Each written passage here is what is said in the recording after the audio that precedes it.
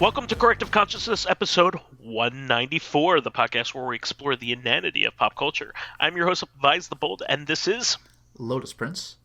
And we got another really great show here. We promised our Recon listeners, if you didn't listen to Recon, I don't know, what do you only listen to one of our shows?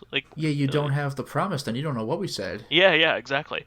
We promised that we would talk about Nintendo Direct today, so I guess now you know, but there was that little moment where you weren't quite sure. Yeah. So, of course, this was the recent surprise Nintendo Direct Mini. A lot of people were kind of like after it dropped, like they dropped a lot of stuff during this mini. So like a lot of people were like, why did they call it a mini? Because like it was a pretty hefty Nintendo Mini. This should have been called a Nintendo Regular, even though the Mini is actually the regular size. This should be called a Nintendo Biggie. Well, I think people are speculating that it's probably a mini because most of the stuff that was announced during this was third-party stuff. So like a lot of their first-party surprises really only got teased or had small updates or clarifications on DLC, that kind of thing. So they're probably waiting until their fiscal year starts in order to talk about the big things. Probably I would suspect that the next Nintendo Direct will have a lot more information on the new Zelda game, or at least I hope. But the stuff that they talked about in this one was actually really pretty killer. So without further ado, we'll go over everything pretty much as it was announced during this mini. The first thing is that we knew this was coming, but Xenoblade Chronicles is getting a refurbishment. It's not a total remake, but it is a really big upgrade from the original. I saw a side-to-side comparison of one of the cutscenes, and damn, the Switch version is just clearly the way to go. Yeah, and I mean, it should be stressed that the original game was an original Wii title, so yes. This is a pretty big step up. They are greatly improving the character models, which was probably the weakest thing about the original, but the environments were always good. So now he's really looking it as well as really feeling it. And I'm sure he's in his swim trunks while he's doing it. Yeah, but this is going to be really cool because I've been wanting to play this game all the way through for a long time. I always play it, and I spend a lot of time doing a lot of the side stuff in this game. You can get lost doing collecting. I was just going to mention, apparently you can really just get absorbed in that forever. Yeah, I mean, one of the things that you could do in each section is collect all of the shiny drops that are on the ground, and search around for them, and basically bug collecting, that kind of thing. And I love just doing that, and the battle system's a lot of fun, so I just liked getting into random battles at the beginning of the game. So I was having a lot of fun just doing all the side missions and doing the social links kind of stuff that you could do with the townsfolk. So I never really got too far in the original game, even though I put a bunch of time into it. And I did end up getting it for 3DS because it was one of the very few new 3DS exclusives. Yeah. And I was justifying my purchase at the time because it released along with the system, but it was never very good on that. It just didn't feel right, and it had poor frame rate. So I'm really excited to play it on the Switch. They're adding a whole new section of the game that takes place on the shoulder of the Bionis, I think. And also they're adding a future connected section, which is an epilogue that's supposed to tie Xenoblade Chronicles 1 and 2 together. Oh, nice. So we kind of talked a little bit about how in Nier it seems like they're kind of doing that kind of thing where they're bridging the gap, going back and bridging a gap. So It looks like they're going to be doing the same thing, and it's releasing on May 29th. They already have pre-orders out for physical copies of this game. They're doing a limited edition at Best Buy, and I will be pre-ordering that personally. I'm very excited because I have the limited editions of Xenoblade Chronicles X and Xenoblade 2, so yeah, so do I, actually. I kind of wanted to go along with that. The definitive works looks really good. It has a really nice art book, so I'm excited for that. So I'm definitely going to get that one. And May 29th is not too far away, and I hope we have a better world situation by then. That's all I'm hoping. Yeah, because I mean, not that I did jack shit for my birthdays the last couple of years, but that happens to be my birthday anyway. Yeah. Oh wow. Yeah. That's right. So hopefully, there's some nice Xenoblade in your future there. Yeah, I guess so. So next big announcement was that two popular 2K games are coming to the Switch.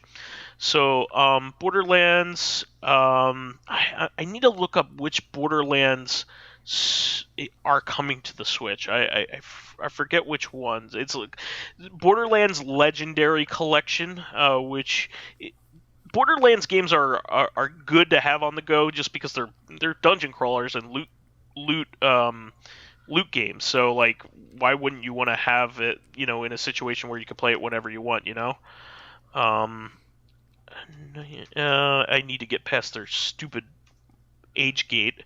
Let me see here which games it's supposed to have. It has Borderlands Game of the Year Edition, Borderlands 2, and the pre-sequel, so everything but 3, which is pretty cool. Borderlands 2 is probably the standout title in that one. It's probably the most polished and really that's a game to play. Borderlands 1 is it seems old school by today's standards, but like when it came out, it was like pretty revolutionary. It's that kind of thing. But also the BioShock trilogy is going to be coming to the Switch, which is pretty cool. I played all of these except for the DLC for Infinite. I need to go back and do that. But yeah, same actually. Well, yeah. I didn't play the DLC for 2 either, but that's whatever. Excellent. You should go back and play that. Well, no way. Like it's been years. I'm not gonna boot up this game I beat like a million years ago and just do the DLC. It's standalone. It has its own story and everything. I definitely recommend it. It's probably the best BioShock thing. Is probably the DLC for the second game. It's really good. Yeah, it comes with like the complete versions of all these games with the DLC, and also XCOM 2, which by a lot of fans of that series, everybody loves that game. So really cool stuff. Marvel Ultimate Alliance 3 keeps getting new DLC, which is pretty cool. I don't have this game yet, but it's pretty neat what they're doing with it. This is the Shadow of Doom DLC, which is Fantastic Four themed. So, obviously a Doom themed Doctor Doom themed DLC where you can recruit the Fantastic Four in its totality without Herbie though. I was going to mention that. Where's Herbie? I saw a clip from was it the 60s Fantastic Four? Yeah. The 60s Fantastic Four cartoon with Herbie in it. Because my friend linked it to me, and they had like Magneto on there was the villain of the week. Yeah, and I've seen the clip from Magneto. Like, look, it says you can't park here, sir. Like, I will not yield to the demands of some sign. He just like bends the mag and stuff. Like, it's just such petty bullshit coming from Magneto. It's really funny. Well, the funny thing is how like Reed Richards defeats him. Yes. Which is really funny. Well, what makes me laugh is he explains his plan, and then Magneto's like, well, I guess you got me, and he just walks away with the cops. Yeah, it's like, why can't I bend your gun? This is impossible. Like, it's a wooden gun. Like, oh, shucks.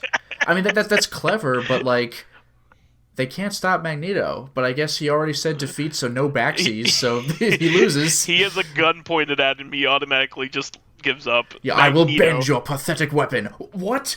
Have I lost my powers? No, you haven't. Oh, well, too late, I guess. It's so weird. He just walks away with the cops. And this is Magneto, like one of like the smartest, most diabolical like people in the Marvel universe, and he's defeated by a simple ruse. But that's the thing, he wasn't even defeated by that. He was like psyched out for a second, and then like, not too late. That's a loss on you. It's over. Episode's over. All right. Like Magneto's like a genius level person in the Marvel do you universe. Remember that part? Do you remember that part in JoJo Part 3 where Dio froze time? Oh yeah. But then he saw Jotaro's finger move, and he's like, "What the fuck? Oh, wait a minute. I know what it was. He had a magnet on him, and there was some metal nearby. That must have been why he moved." But then Jotaro moves again, and he's like, "What? Impossible!" Because like Jotaro can move a little bit in the frozen time. Sure. But if this were the fucking Fantastic Four episode, Dio would have been like, "Well, I give up," and like the rest of like the 30-minute fight wouldn't have happened. It's just so stupid. Yeah. Like in the OVA, it's like a 40-minute fight. It's like it would have just ended right there. Like, imagine being a kid back then, like Fantastic Four's hot, right? Like Fantastic Four was a really popular comic at the time. Yeah, it helped. Yeah. It built the foundation for the Marvel universe as it is today. And you're excited to watch an episode, and you know how a big a deal Magneto is. Because he's the main villain of the X-Men, and he's like, defeated in the dumbest way possible. Ugh. Yeah, it's great, and also the voice acting is great too. Like, I've lost my powers. Yeah, but he's like, I lost my powers, and Reed Richards goes, "You're wrong." Just when he says that, so it was made of wood the whole time. And I just love that. You're wrong. It's a great reaction. It's very Zap Brannigan, like it's just like. That bravado, it's so stupid. So you know, here's a fun fact for you. Outside of that one clip, I've never seen the Fantastic Four show. The reason I've known about Herbie since I was a little kid was I think it was some coloring book.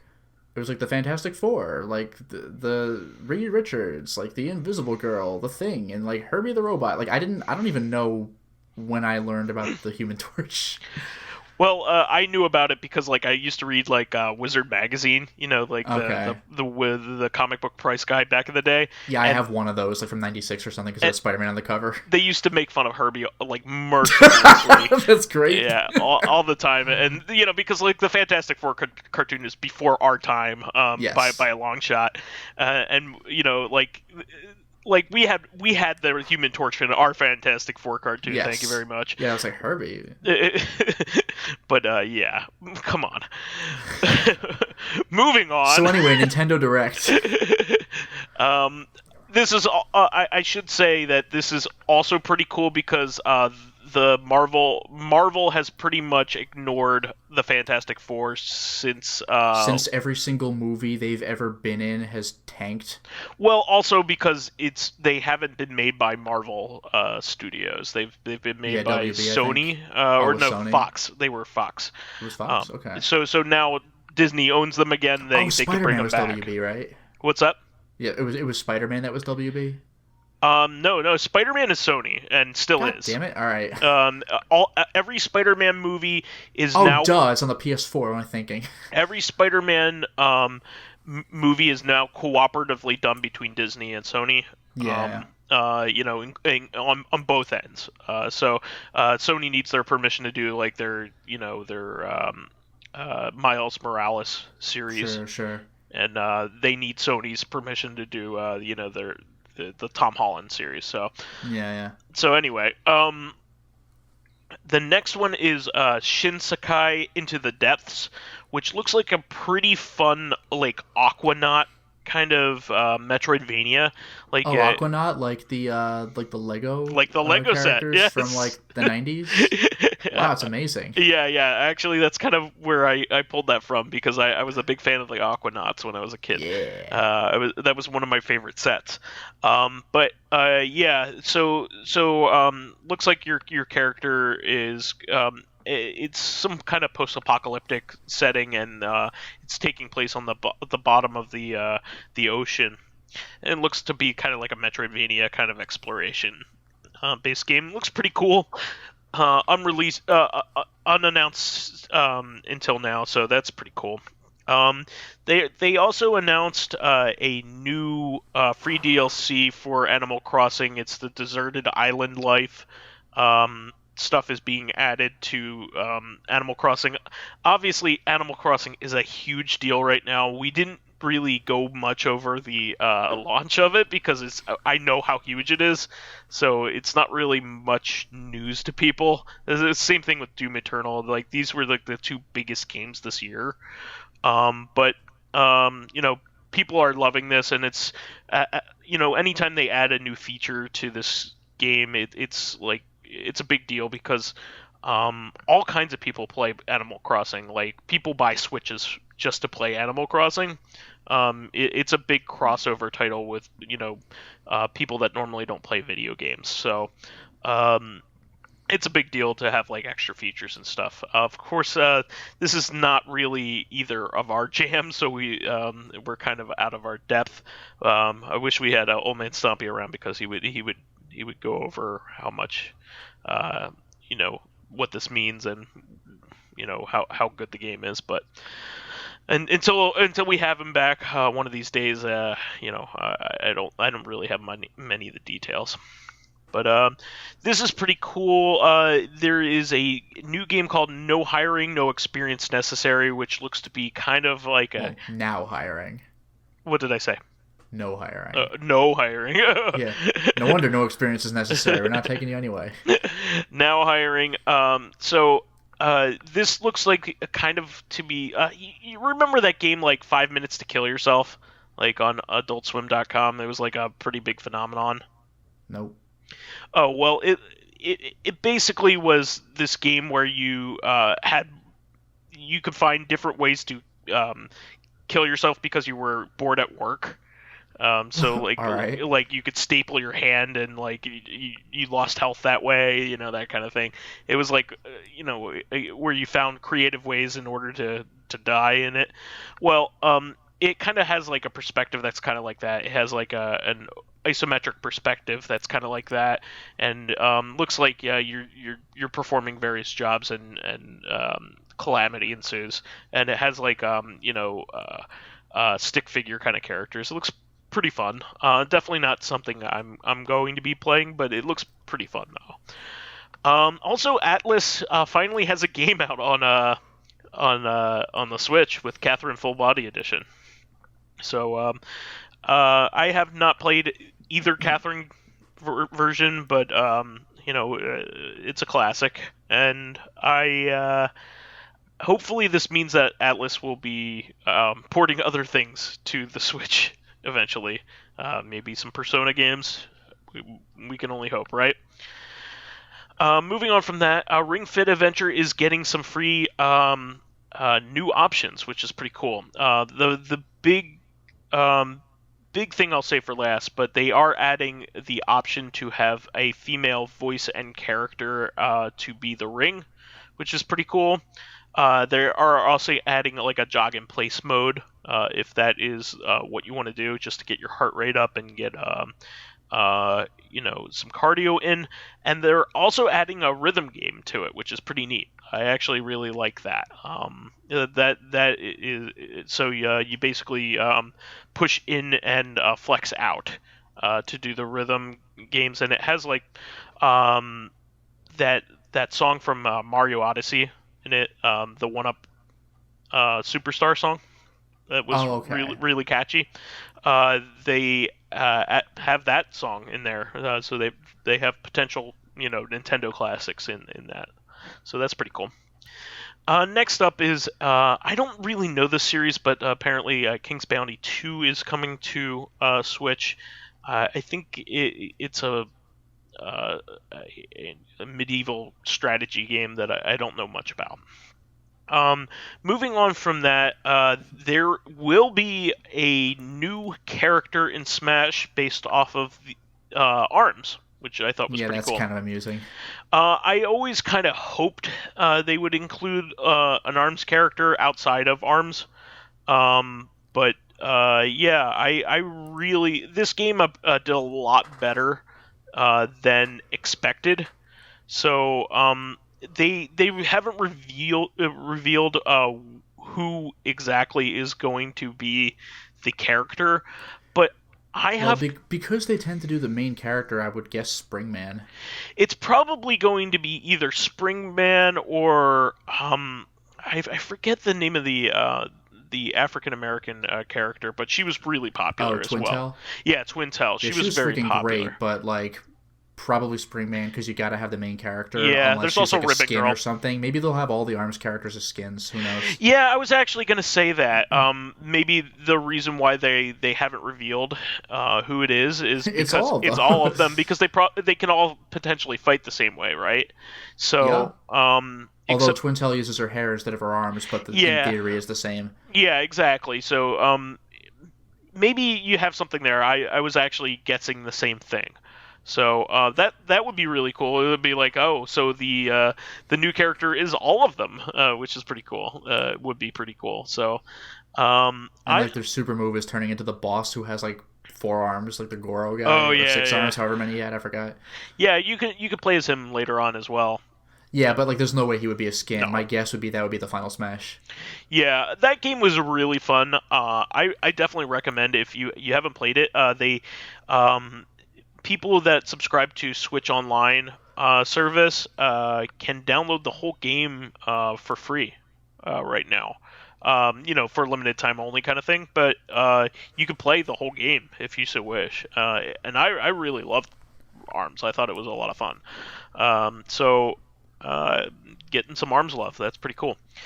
Then they focused on Bravely Default 2. We've known about this game for a long time, but this is not Bravely Default 2nd. That was already a Yeah, game. thanks. It's kind of funny how they do that kind of thing. But straight up Well, same Bravely goes with Default Xenoblade 2. Chronicles, right? Xenoblade Chronicles 2 Yep. is the third one. Yeah. Because the second one is Chronicles X. Yeah, that's true. That's true. Well, Chronicles X is considered a spin-off title Yeah, it's because not a sequel, but like, give me a break. yeah, you're right. Chronicles X is more exploration based, but yeah, you're right. Okay. But Bravely Default 2, they showed off a bunch of the characters and what you can do in the game and all the like some previews on some job titles and stuff. This is of course the old school style thing that Square Enix puts out occasionally, that harkens back to old school Final Fantasy games. So this is part of the Force Heroes of Light lineage. So I'm sure Old Man Stompy will be excited, but I'm not even joking. Bravely Default is basically a spiritual successor to Four Heroes of Light. But it looked pretty neat, but I don't think I'm gonna be playing it because these games always kind of have a drawback to them. They're always pretty fun, but the first game made you replay the game like 4 or 5 times in order to beat it. Inane. I'm not gonna do that. Moving on from that, this was pretty cool. Clubhouse Games. It's like 51 board games. Like board games, card games, yeah. This was pretty neat because of its presentation. It looks like you're playing these games in an ambient way, in outdoor environments, like on a table, that kind of thing. And they have simple games like checkers and Mancala and chess and things like that. But there were also some pretty cool stuff that they added to it. Like they added air hockey. Like foosball, they added bowling, like Wii bowling kind of style nice. bowling. Wii bowling just sold the Wii back in the day. In fact, it basically just looks like Wii bowling is included in it. It looks exactly like it. And a bunch of other stuff. It wasn't just straight up board games. There was other kinds of casual type games included in it, and it looked like a lot of fun. There are way too many games to go over, but if you could think of it, all kinds of different card games are in there. like all kinds of like board games, Chinese checkers, like everything you can think of that's along those lines. Backgammon is included, but I was really impressed by like there's also like a target shooting game, that kind of looked like Duck Hunt. It looked pretty fun. Then moving on from that, there's Ninjala, which looked it's a game made by Gung Ho, and it looks very similar to Splatoon. It looks like a multiplayer game that's very similar to Splatoon, but it's ninja themed. And it looks like you do multiplayer battles and things like that in it. But it looked very almost like a Splatoon clone. It looked like it was a Splatoon game to me when it was first shown. So yeah, that we'll see how that turns out. Also, I thought this was pretty neat. Star Wars Jedi Knight Jedi Academy is finally out for the Switch. This is on the tails of Star Wars Jedi Knight Outcast. So this is the final Jedi Knight game, isn't it? I think so. I don't know them that well, but I think maybe. Yeah, the last appearance of Kyle Katarn, man. Yeah, he was pretty cool too. Yeah, I always liked him. Where is he in the new Star Wars movies? Doesn't exist. Yeah. We have a much more solid canon on who stole the Death Star plans now. So we had a whole movie about it. So yeah, Rogue One was a decent movie. Yeah. Yeah, I mean, actually, all of the side movies are pretty good. I like Solo quite a bit. Good. I haven't seen Solo. Rogue One is largely forgettable, but it has some really good moments in it. Yeah. And so the Darth Vader appearance was really good. It was, but I felt it did a disservice to the character. It felt like a fan service moment, like when Yoda was fighting in Episode 2. Like, cool, I get to see Yoda using a lightsaber, but like that didn't feel like Yoda, you know? With Vader, he's an angry guy, fair enough, but like what happened 5 seconds after that scene? The stormtroopers kill people for him and they move the bodies aside because he's above doing such things, even though he's not above doing such things 5 seconds ago. It was a cool fucking scene, but it felt weird. Yeah, fair enough. And another Star Wars game, another classic, Star Wars Episode 1 Pod Racer. Yeah, what was that on the 64? Yeah, it was originally on the N64, and then they brought it to the PS2. It was also in the arcade at one point or another. Oh, that would have been fun to play and the Game Boy Color. There were different versions of Pod Racer, but the N64 one is the one I think that they are putting on the Switch here. But it's a really fun game. Out of all the terribleness that come out of Episode 1, this is actually like one of the shining lights.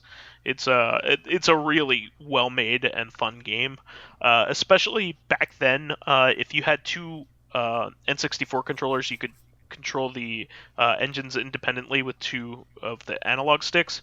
Oh wow! Yeah, that was a really fun way to control the game. And eventually, of course, on the PS2, they did a dual stick system, which is what is more than likely happening here. But it's really cool to play that game that way, especially in the arcade where you could just use the throttles. Yeah, that would make more sense. Yeah, it's a lot of fun.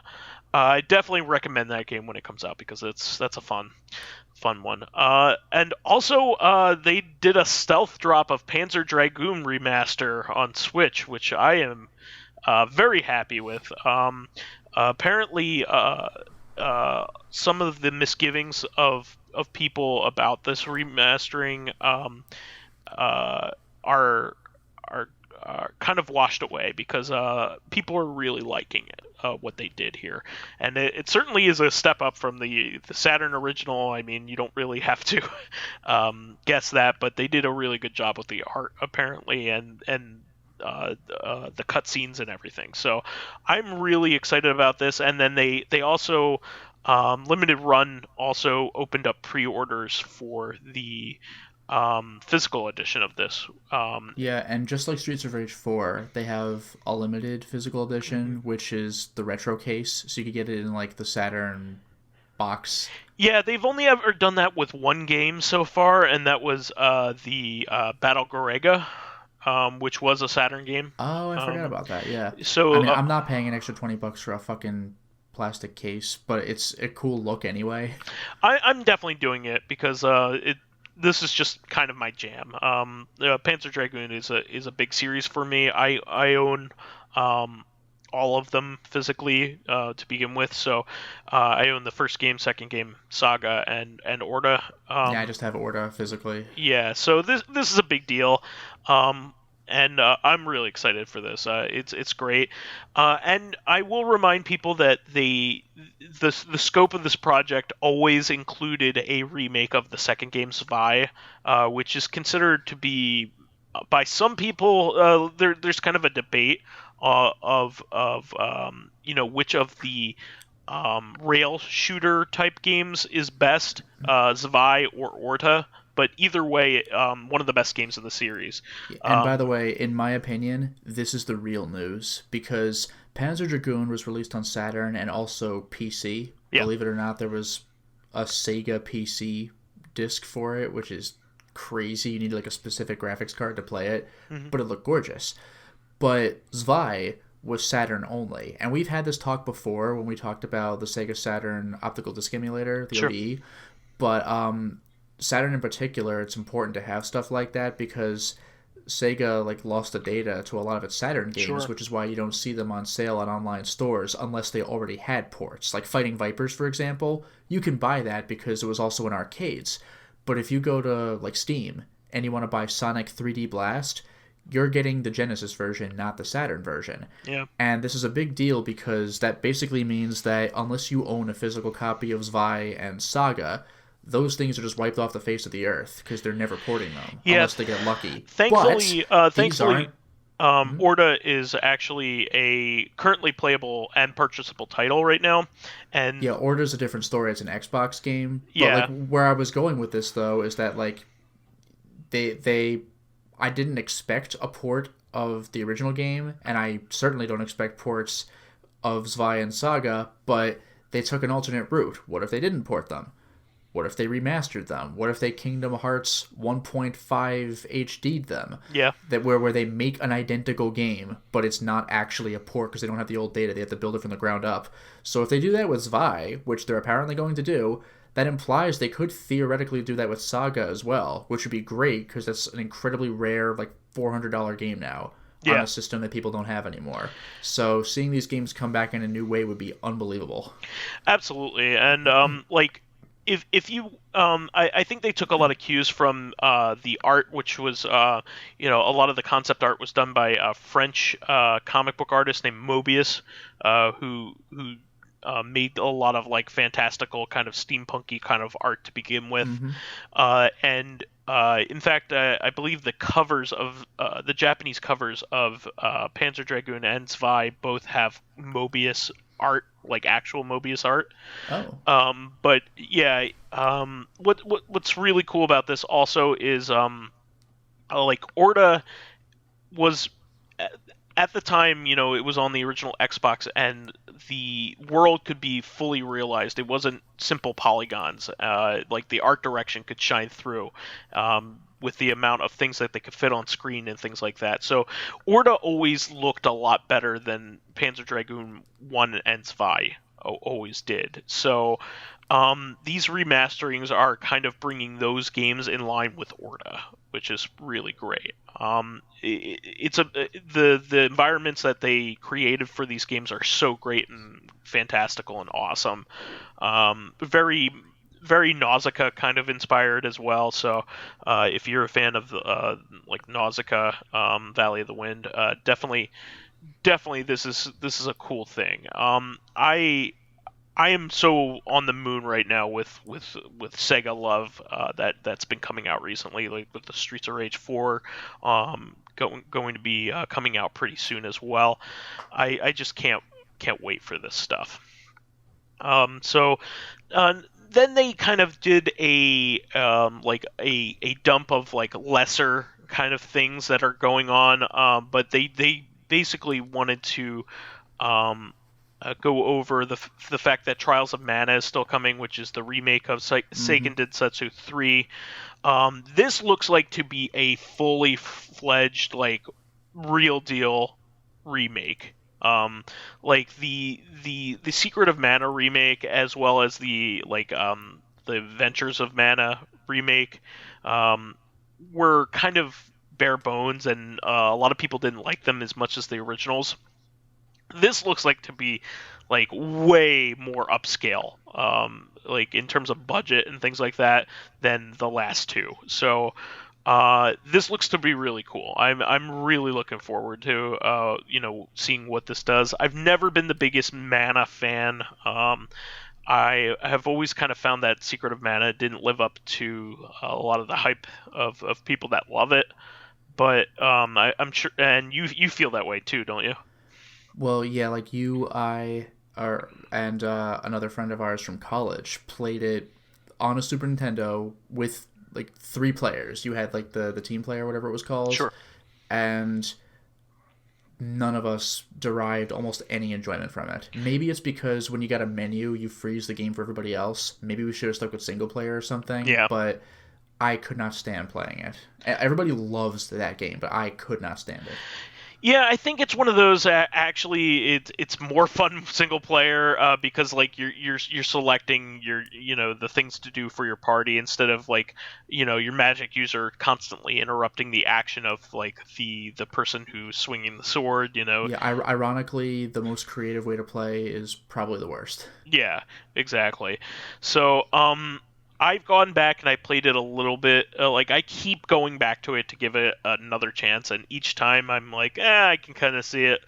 I think it's mostly the music and the art direction that makes it, a favorite. But I got much further the time after that I put some time into it. So it's pretty good, but it's I think that there are some other people in the retro gaming community that kind of have the same feelings that we do. This remake though does look legit, so I'm gonna be keeping my eye on it.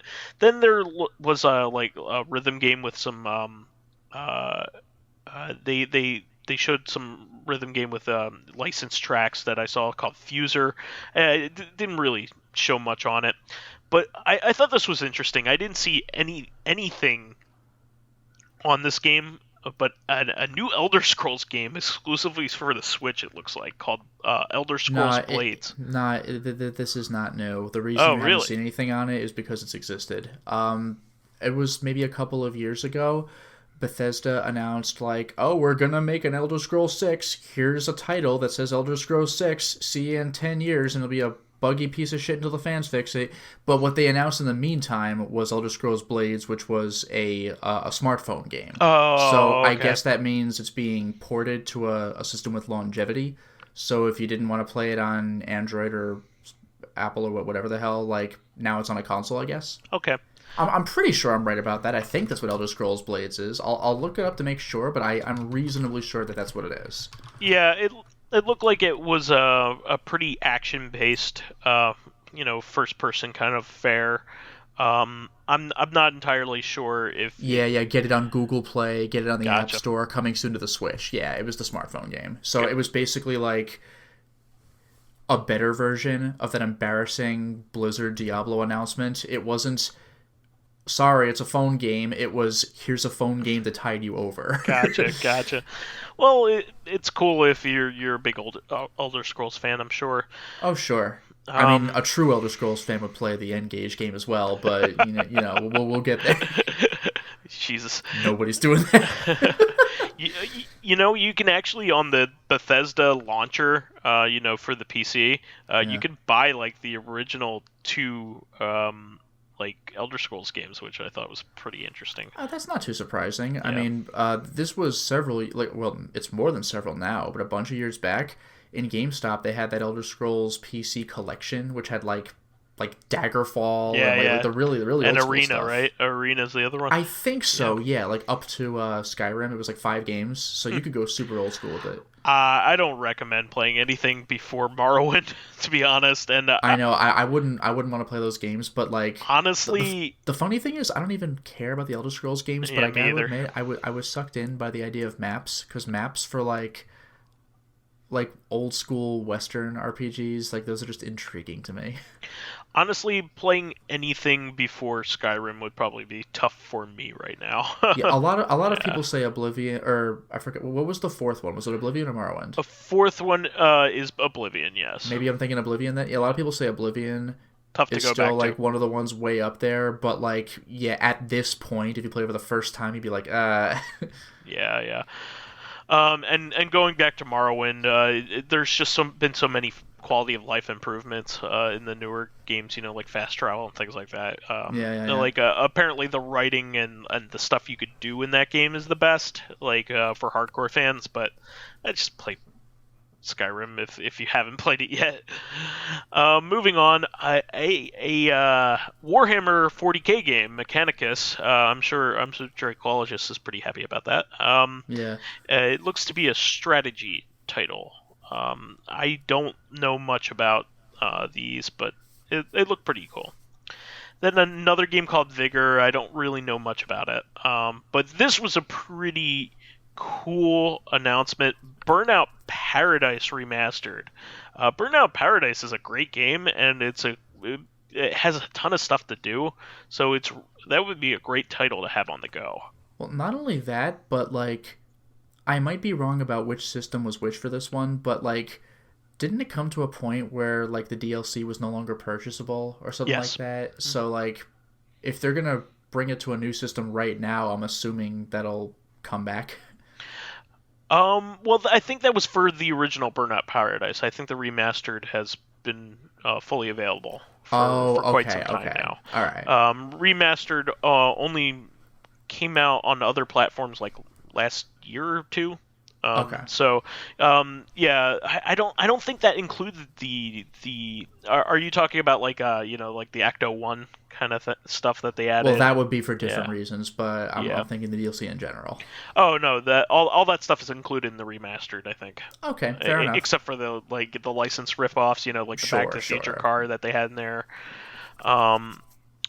Then they're adding Saints Row 4, which the other Saints Row games didn't really work well on the Switch, so I don't really recommend this unless they really took their time with this one and made it right. Just if you're gonna play Saints Row, play it on a nice system. The Switch is ill-equipped for this game. Trails of Cold Steel 3, which is by all accounts a great game, but keep in mind you won't be able to play the other two in the series on Switch, which is pretty much a disappointment. If you want to do an all portable type run, you have to do Trails of Cold Steel 1 and 2 on the Vita. So it's cool that this game is on the Switch though. So like if I was going to play through them all, and I wanted to purchase 3, that would be the way I would go. And this was a pretty nice surprise, a new Mr. Driller game, Mr. Driller Drill Land. There hasn't been a title on for Mr. Driller, I don't think in the last Mr. Driller game was, I think, a WiiWare title, Mr. Driller R. I think that was the last Mr. Driller game. So that's a long time coming. Mr. Driller is a great series. The games are very stressful. I don't know if you've ever played Mr. Driller, but No. I've always liked the Mr. Driller games, but they are very difficult. I can tell you that. They just haven't. The Drill Till You Drop was one of the last ones. So when was that? Yeah, I remember there being a. What was that on DS? Yeah, that was on DS. So, it was a DSiWare game. Yeah, the last one was a DSiWare game. So both WiiWare and DSi, these like weird obscure platforms. Yeah, I think that was the last one, if I'm not mistaken. Yeah. Yeah. Jewel to Your Drop was the last proper one. So yeah. This is good that the series is kind of making a comeback, and it's best portably, because it's a puzzle game. Plus, you could see Dig Dug in it, because Dig Dug is his like surly father, which is Oh, kind of that's really right. That's funny. so bizarre. Like that's the lore. Like, all right. I think it's I equally also bizarre who his dig kind mother of. is. His mother is from uh was it Bosconian or something? It was like one of My, those my my games. favorite is Namco Cross Capcom, where the Dig Dug guy looks like such a badass. He looks so freaking cool. Yeah. It's so weird. It's like in Cannon Spike where Arthur weirdly has like mech armor kind of. It's like Yeah. I guess they're doing this with the character. Like Dig Dug looked freaking awesome in Namco Cross Capcom. Like why not? Yeah, there's some really weird lore. Yeah, Taizo Hori of Dig Dug fame. That's right. That's right. And his yeah, he has a mother too that from a different Namco game. I forget who it is. There are no rules. Yeah, it's like from Baraduke. Yeah, from Baraduke. Toby Matsuyo is from Baraduke. Yeah. It always makes me think of Marmaduke every time I see it. The funniest comic ever made. And best movie. I forgot There was a about live that. action Marmaduke movie. Oh no. So this is pretty cool. This isn't really a big surprise, but it's always kind of cool when you see it because it's a Microsoft property. But there is the new Minecraft Dungeons is coming out for Switch, which is pretty cool. This is like a dungeon crawler, based in the Minecraft kind of universe. Pretty cool. I'm sure that will get a lot of play out of people that are not part of our age group. And the first major announcement from the Pokemon expansion pass on the Isle of Armor. So there is a new legendary that you will get from it named Cub Fu, who will be influenced in his second form by which tower that you complete with him. There's a Darkness or Waters tower, and so he will evolve into Urshifu and will have one of two styles: a single strike style and a rapid strike style. So it's pretty cool that you have a Pokemon character that will have two different complete move sets, based off of how you train him. So that's pretty cool. Yeah, it's interesting. And this was a surprise because the American Mini did not actually have this. But there is a new Sheeran the Wanderer game coming out on the Switch, which is pretty cool. There has not been a Sheeran the Wanderer game since the Vita. Like was it the yeah? I was thinking like the Vita or the 3DS was one of those, but yeah, I guess it was the Vita. Yeah, the Vita had Sheeran the Wanderer 5, so this is Oh, you know what? Maybe I was thinking Etrian Odyssey on the 3DS. Yeah, so the last Etrian Odyssey game was one of the Persona spin-offs. It was Q2. Was actually one of the last games released for the system, like, to begin with. But there was also like an Etrian Odyssey game where they kind of combined all. It was like a best of like all the Etrian Odysseys. I forget. It was called Nexus, I think. Yeah, that sounds right. But yeah, Sheeran the Wanderer is basically the beginning of like the Sheeran the Wanderer games have basically been the focal point of roguelikes on consoles. That this is like the main mystery dungeon game. We only get some of them in the United States, but this is like the title that all the other mystery dungeons spring out of. Like the Pokemon mystery dungeon games, they're all part of like this larger mystery dungeon series by Spike Chunsoft. There are, they also make the Chocobo mystery dungeon games, all those. Well, this is like the original OG series, that everything else springs out of. So Shiren the Wanderer 5 was originally on the Vita and did come to the US. And it's apparently the best game in the series. So 5 Plus is coming to the Switch. Um, it is only coming to Japan as of right now, but I would be very skeptical that it would not come to the United States, because most of the titles have been coming here, and the roguelike genre has gotten only more popular over the years. So I would think that 5 Plus would come to the United States. It's just probably not yet. There is one of these. I think Chocobo Mystery Dungeon is on the Switch, as well as the new Pokemon remake of Pokemon Mystery Dungeon 1, which is apparently really great. So this is another opportunity to play this type of game. Hard, very very brutally hard, but a lot of fun to watch somebody else play, just because of the exciting nature of roguelike. I mean, your fan base is very familiar with your Binding of Isaac stuff that you do, and and the most famous Baroque, the most famous roguelike of all time, Baroque. The most famous. The most famous. But this is really cool. I hope it does come to the United States. So it'll probably be, if it does, it'll probably be brought over by Axis. They seem to be the ones that have been bringing things over. Axis has been pretty good about publishing games for the Switch, so I wouldn't doubt that this game would come over. And I think that's it for the Direct Mini. I thought there was some really impressive stuff here, and it leaves some room for an actual Nintendo Direct to come out pretty soon, within the next month or two. So I think that's really cool. We should move on to fan stuff if you don't have anything else to address here. Well, sure. So Living Corpse had... I'm not going to put this in our user questions. This was kind of a jokey question, but he says, is the technology finally good enough to make a good Godzilla game? From what I've heard, the GameCube, PS2, Melee. and Destroy All Monsters Melee ones. Apparently, those were pretty cool. Yeah, but most Godzilla games are god awful. They usually involve like a strategy element that absolutely that nobody asked for. You want to play as Godzilla, man. I know.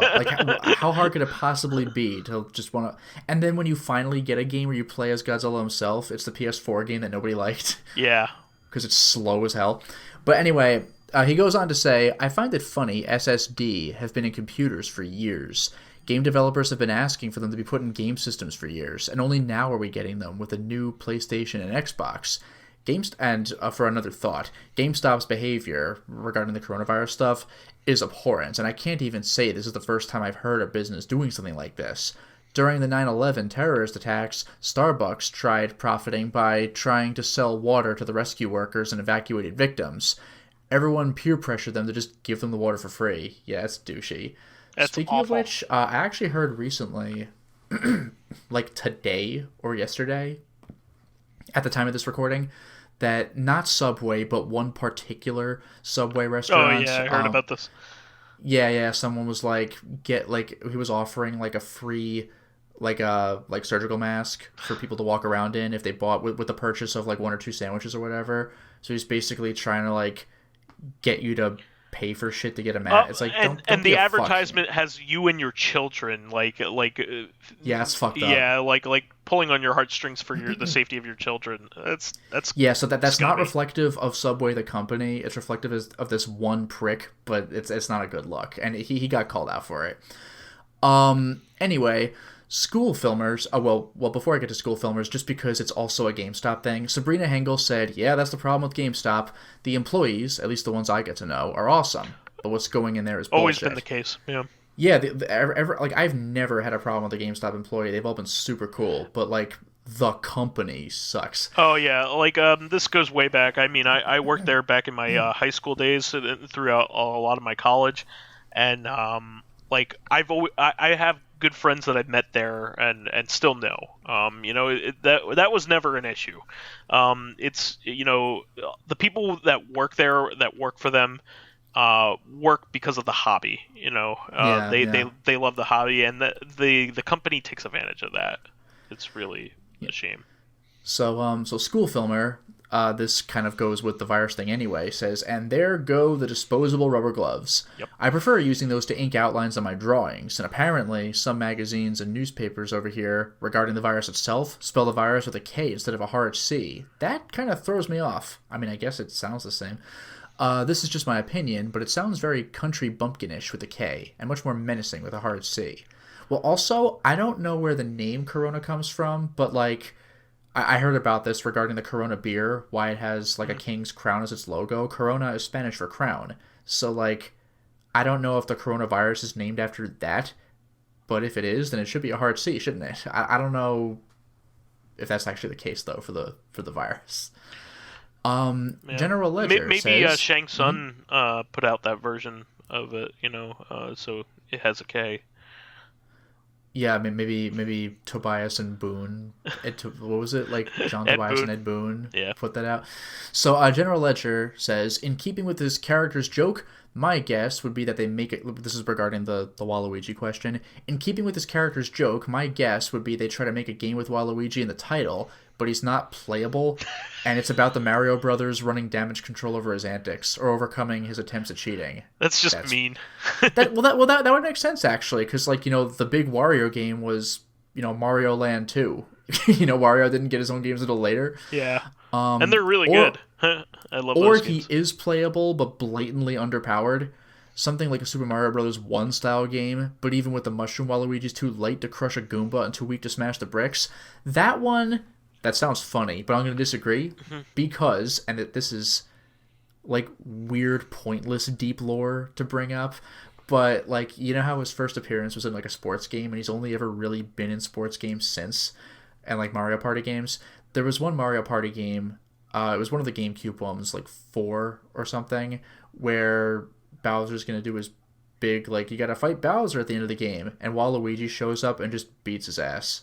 Like, Waluigi just straight up kicked Bowser's ass. Like, well, like, damn. And then Josh11188 says, just a minor correction. Illinois did not ban the sale of guns or ammo, although the FOID office is flooded with background checks. Fair enough. Governor Pritzker has declared guns and ammo to be essential products, which is an unusual stance for a Chicago Democrat to take. Yeah, that is bizarre. Like, you don't live in Alaska. Like, is it really that essential? Liquor stores were also included on the list of essential products and services, but you can buy alcohol at most grocery stores and gas stations here. Yeah, like, that's one thing I've noticed, like, in Europe, you can go to, like, I was in a Tesco once, and a Tesco is, like, I don't know, it's, like, half supermarket, half, like, CVS. Like, how CVS has, like, some supermarket goods? But, yeah, you can just buy alcohol there. It's just, like...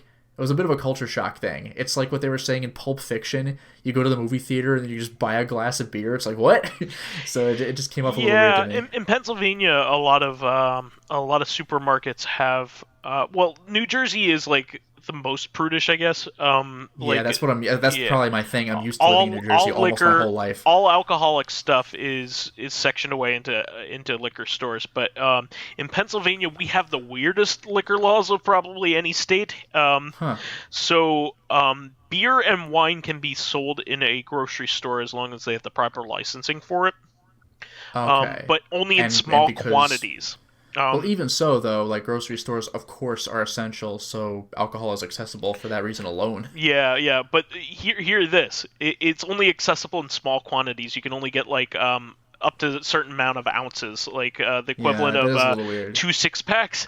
You have to go to a beer distributor to get anything more than that, which makes it like a third type of a second type of store that you need to go to, and the third type of store is that we have state-run alcohol stores for harder liquor and wine.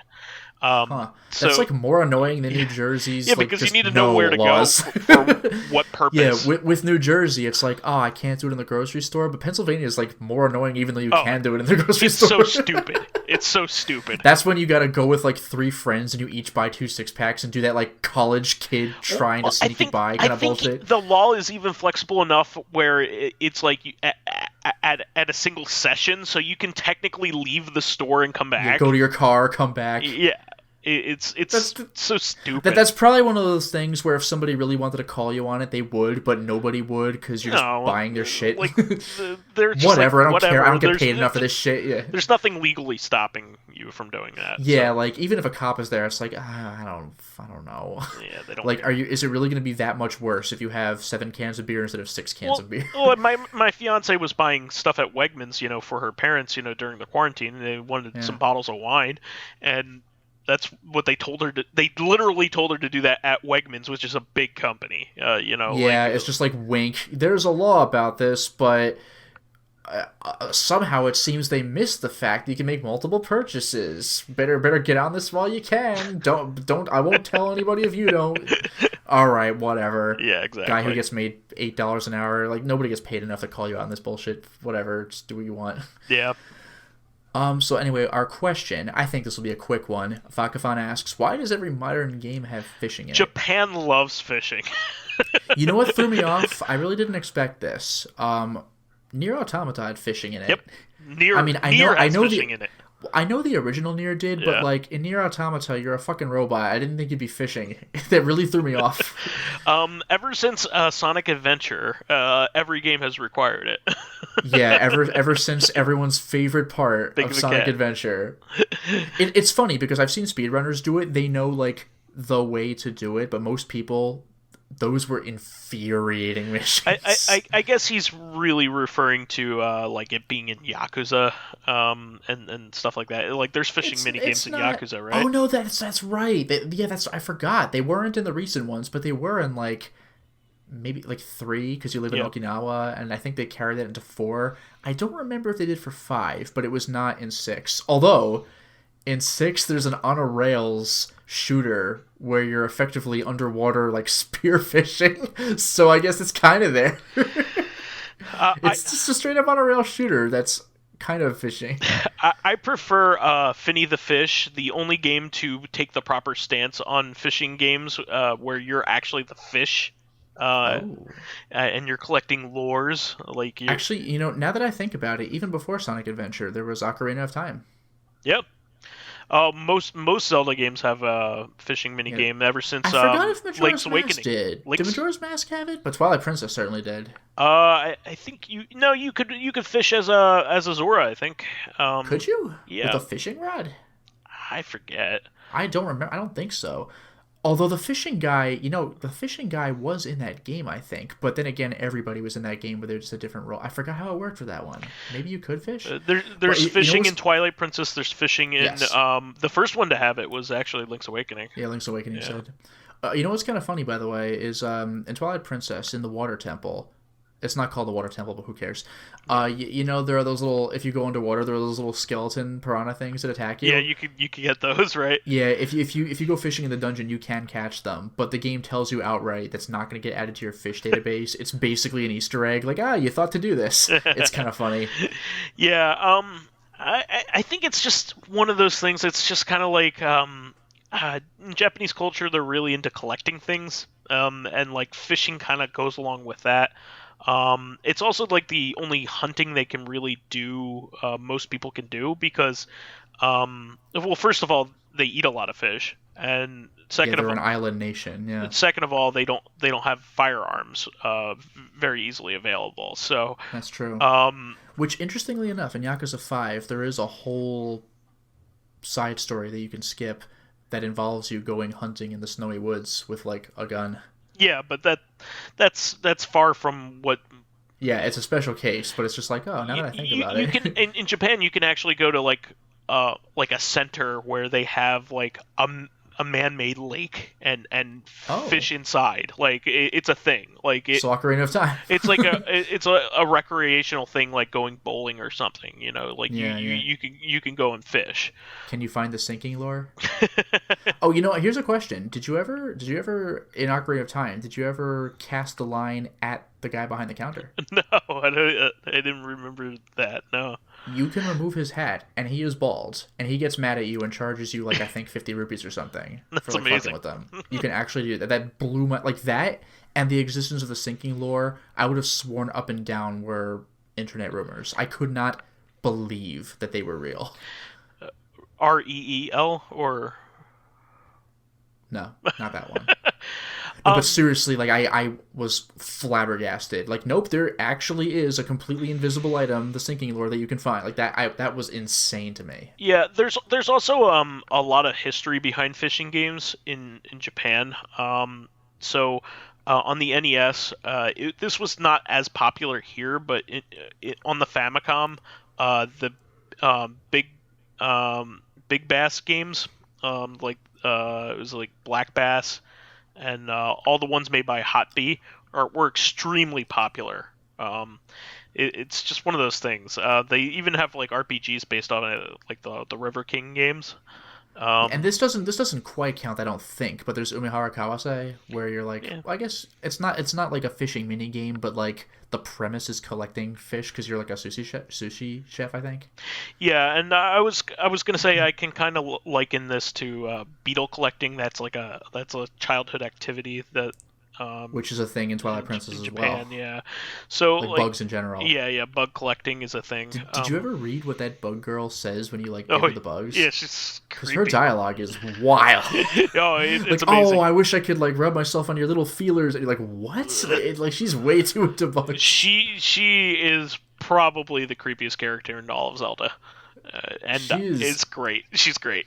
I love her. But it's funny because she's not creepy, but like she is. Kind of is though. It's like she just likes bugs, but it's like she likes them way too. If only these bugs were bigger, so I can like hug them. I'm like, okay. Ugh.